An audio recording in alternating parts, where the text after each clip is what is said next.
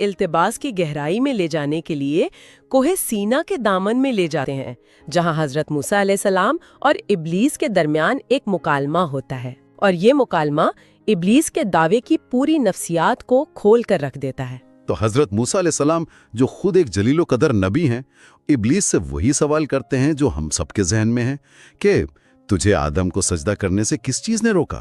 اور ابلیس کا جواب سنیے، یہ جواب ہی اس باب کی روح ہے۔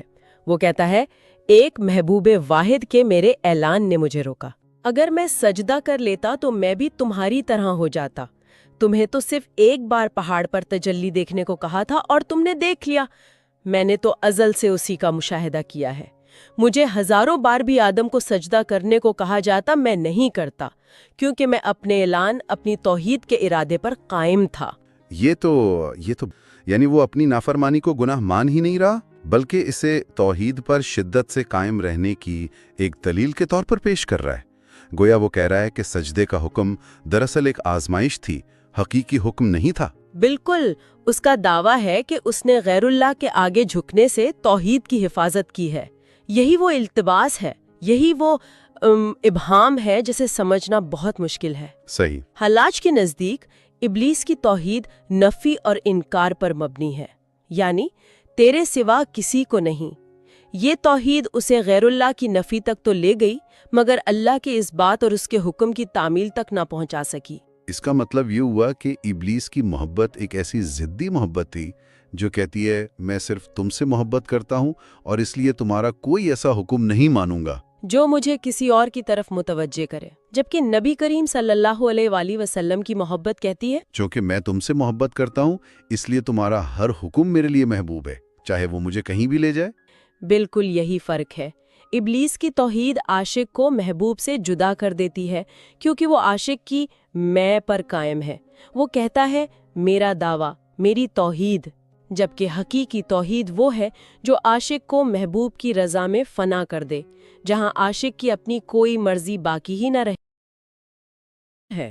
اس کا حل، اس التباس کی تکمیل منصور حلاج نبی کریم صلی اللہ علیہ وآلہ وسلم کی ذات اقدس میں پیش کرتے ہیں۔ یہیں آ کر ساری گتھیاں سلجھ جاتی ہیں۔ اگر ابلیس کی توحید انکار اور نفی کی توحید تھی تو نبی کریم صلی اللہ علیہ وسلم کی توحید وصل اور ادب کی توحید ہے۔ کیسے؟ مطلب دونوں نے ہی تو ایک بلند مقام کا مشاہدہ کیا، ایک نے انکار کیا، دوسرے نے ادب کیا۔ اس ادب کی گہرائی کیا ہے؟ گہرائی یہ ہے کہ ابلیس نے کہا تھا میں اس سے بہتر ہوں۔ اس نے خود کو دیکھا، اپنی عبادت کو دیکھا، اپنے دعوے کو دیکھا۔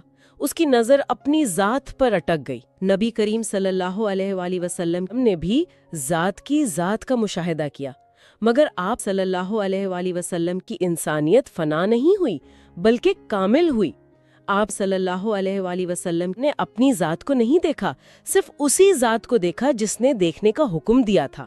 آپ نے حد سے تجاوز نہیں کیا۔ ما زاغ البصر وما طغى، وہی آیت پھر سے اس راز کو کھول دیتی ہے۔ بالکل، جہاں ابلیس کو تضاد نظر آیا، یعنی یا خدا کی عبادت کروں یا آدم کو سجدہ کروں، وہیں نبی کریم صلی اللہ علیہ وآلہ وسلم نے ارادہ الہی کا کامل ظہور دیکھا۔ آپ صلی اللہ علیہ وسلم نے حکم اور ارادے میں کوئی تضاد نہیں دیکھا، بلکہ حکم کو ہی ارادے کا مظہر سمجھ کر قبول کیا۔ ابلیس نے کہا میں سجدہ نہیں کروں گا کیونکہ میں صرف تجھے چاہتا ہوں۔ نبی کریم صلی اللہ علیہ وسلم کی ابدیت نے کہا میں سجدہ کروں گا کیونکہ تو چاہتا ہے۔ سبحان اللہ۔ تو یہ فرق ہے، ایک نے کہا میں بہتر ہوں اور اپنی ذات کو مرکز بنا لیا، جبکہ دوسرے نے حکم دینے والے کو دیکھا اور اپنی ذات کو مٹا دیا۔